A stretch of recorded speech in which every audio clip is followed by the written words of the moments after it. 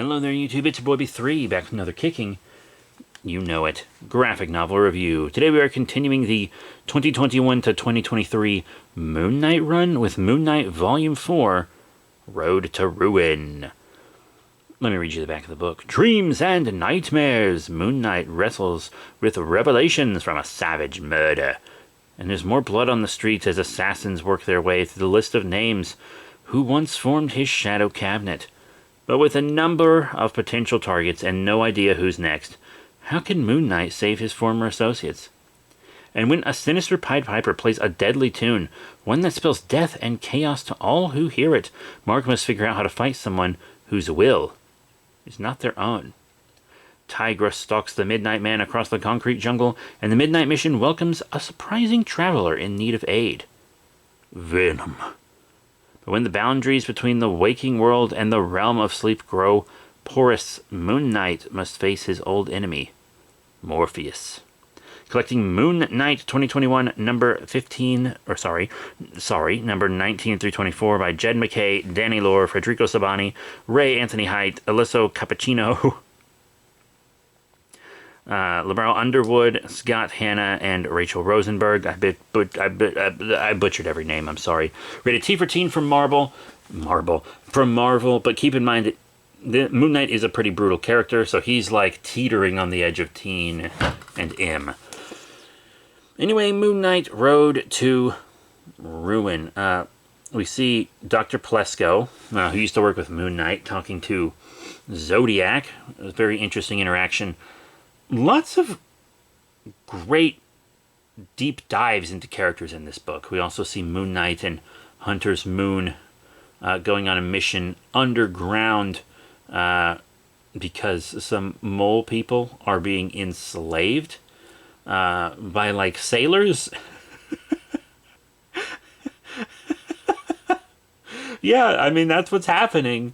A mole person came to Moon Knight, and apparently Commodore Donnie Planet, a really strong sailor, is the villain here. He's so goofy, and I love him. They defeat him, of course. And they're not sure what he's up to. He's up to something weird. They're not sure what, but they were digging tunnels for something. And then some of the, later we'll find out in later issues, some of the mole people actually converted to Hunter's Moon's religion. Yeah, they worship Khonshu and stuff. Really cool. Really, really cool. We also see these two kind of twin killers who used to be like jokes, nobodies, but they've kind of gone zealotous, and they think that this ghost in the telephone is telling them to kill people, but everyone it tells them to kill is an associate of Moon Knight's, mostly former. They're killing Moon Knight's associates in a line across New York, one of which is kind of out of the way. Dr. Plesko, he's killed. And they are able to eventually stop these guys and stop the killings. We also see 8-Ball again. God, I love 8-Ball in this run. He's so fun. Yeah, they are able to stop these two killers, but a lot of Moon Knight's old associates were killed. And they do talk about how Dr. Plesko's death is kind of suspicious, but they are able to write it off logically. Us as the reader, big spoilers, he's not dead, right? It's kind of clear from the way things are framed and angled and stuff when he blows up that he's not there. Like, we as the reader, it's pretty obvious. This book is typically pretty good at keeping you guessing. But not this time. We also get a little story about Blade fighting alongside a previous Fist of Khonshu, back when he had a big-ass fro. And he's returning a favor to Moon Knight because he respects that former Fist of Khonshu. And he, actually, is going to train Reese. Reese is a young woman, 19, who works for Moon Knight at the Midnight Mission now. But he gave her a job because she was kind of turned vampire by these vampire people. And Blade is going to kind of teach her how to use her powers. Pretty cool. Soldier kind of enjoys being a vampire a bit more than Reese does. Soldier, he's like, I'll do anything to protect the Midnight Mission. The Midnight Mission and Mr. Knight are my life. I will die for them. And being a vampire makes it easier for me to do my job. It does. He's not like sucking blood straight out of people or killing any innocents. They drink blood bags, you know. The stereotypical thing for good vampires to do. But they're going to have a fun night out on the town. Jake is like kind of taking over Mark's body and is showing them around. They're having this fun party, and then the DJ gets replaced by somebody who uses sound to make everyone attack each other, and it's not working on Reese and Soldier. Nor does it seem to work on Moon Knight, because Moon Knight's brain has been altered by divinity, and Reese and Soldier are dead. But Reese shows off her new ability. She can turn into mist. By the way, turning into mist, extremely underrated and underused vampire power. It might actually be my favorite vampire power of all time.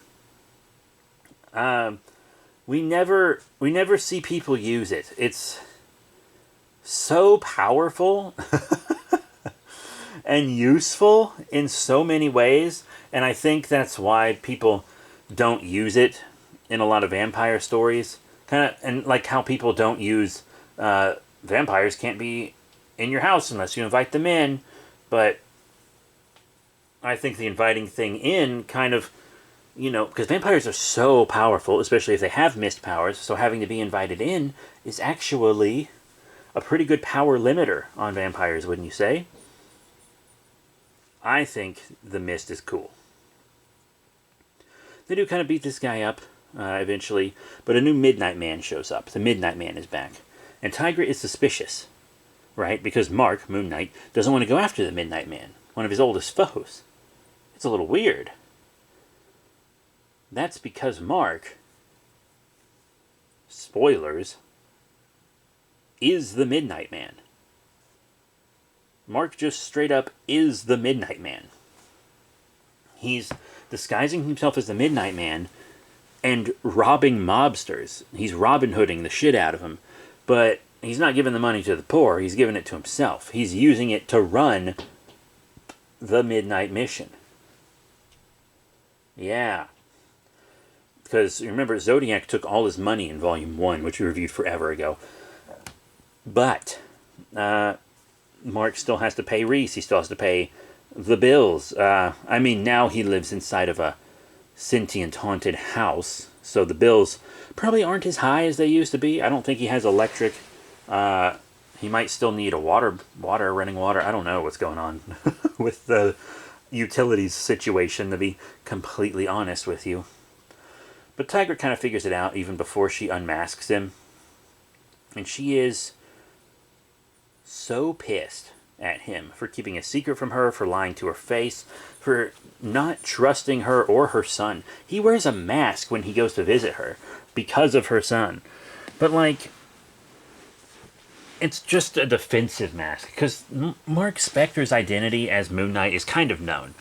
People know who Moon Knight is. His identity's not really secret anymore. It's just people are scared shitless of him. They don't fuck with him. But they end up becoming a couple, and I think they work together, actually. I really like Tigra in this book. She really lightens it up. This book could get real depressing real fast without her. But we also see some Z-list tier villains, including the Eel, who I hadn't seen in quite a while. I might be selling my Marvel Legend to him. But we see Eddie Brock Venom with his Spawn homage chains. And Mr. Knight helps him fight off these Z-tier villains.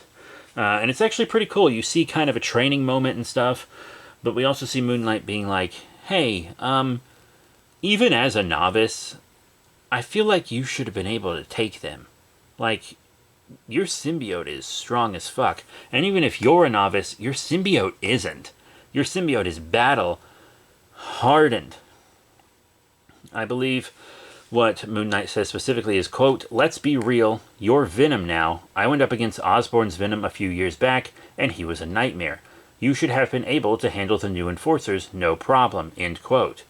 Then Dylan Brock says, quote, "I mean, you're not wrong, but there's something going on in the city. We're sensitive to sound, and we keep catching weird frequencies, like the whole city's a tuning fork. It's throwing us off our game," end quote.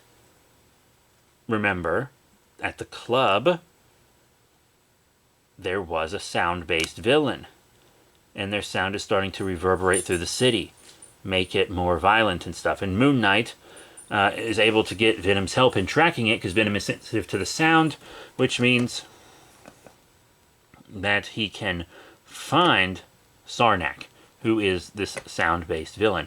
And Sarnak locks himself in a room, and Moon Knight's like, "You can't stay in there forever." He's like, "I don't plan to. I just called the police to turn myself in. I'm not going to fight you. Christ, you're Moon Knight." Pretty cool. But he does say that Venom is always welcome in the Midnight Mission. God, I love the Midnight Mission. This version is just... I love this version of Moon Knight. It's the best. And then we also see, in the next issue, the Spectre residence. We see Mark Spector with his daughter and wife, and then we see that his brother and father are alive. It's this dream world. It's this amazing world. His mom is alive, and he's looking around and he's like, this isn't real. This of course isn't real.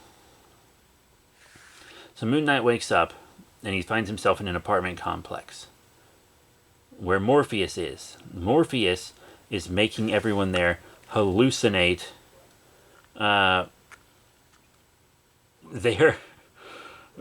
their greatest desires. So he gave Moon Knight this family and stuff, but the reason Moon Knight was able to break out of it so easily is not just because of his divinely ordered mind, but also because it's not exactly the thing he's always wanted. It would be nice to have, but it's not his number one, like, fantasy. But he touches this mailman. He's like going into other people's fantasies. There's someone called the Mighty Mailman. He sees himself as like this fun superhero mailman who fights demons. Amazing. But Morpheus makes Mark talk to his other personalities and sees what their dreams are. And he's a little alarmed by some of them. But Morpheus keeps trying to give him things that he wants. It's like, what do you want? Do you want respect? Here's a world where all the heroes love you. And he's like, no. And he punches Captain America and he's like, do you want an adventurous life? Do you want revenge on the Moon God? Do you want Hunter's Moon to love you as a brother? What if everyone forgave you? What about that? And he's like, no, I don't want any of this stuff. I don't want insane violence. He just wants the happiness he already has, because he is finding happiness, and he's earned it, and it's real. You know, he has Hunter's Moon, his brother in arms. He has his girlfriend and friend Tigra, and her son. He has Reese and Soldier. And he finds Morpheus. And Morpheus is very hurt. Dying. Turns out Morpheus was doing this because he just wanted to do something good before he died.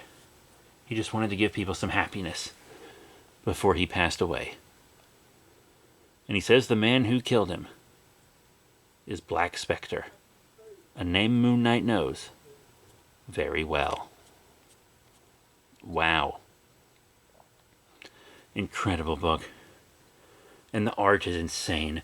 It's beautiful. It's dark with these wavy lines, and it's so colorful for a Moon Knight book. You wouldn't expect this book to be as colorful as it is, but it really is. But the art style is perfect for Moon Knight. The way everyone is drawn, everyone's always on model.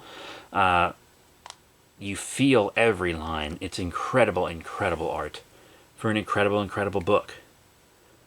This Moon Knight run, and the run that comes after it, where he's, spoilers, quote-unquote, dead, I recommend all that. I recommend Blood Hunt.